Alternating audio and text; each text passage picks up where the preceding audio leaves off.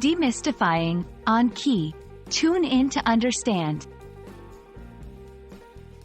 Hello, dear learners. Today, we are going to dive into a phrase that's music to the ears. On key. Have you ever heard someone use this phrase and wondered what it really means? By the end of this video, you'll have a crystal clear understanding.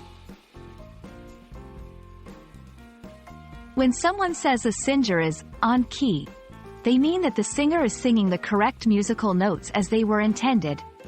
In a broader sense, it means doing something correctly or as expected. Imagine a piano. Each key corresponds to a particular note. If you press the right key, you get the right note. Being on key in music is just like pressing the right key on a piano. It sounds just right.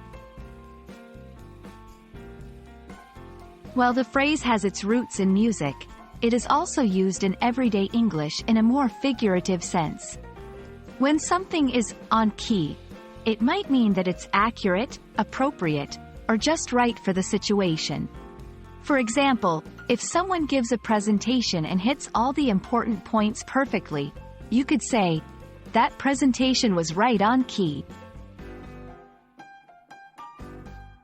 Let's look at a few sentences to understand its usage better.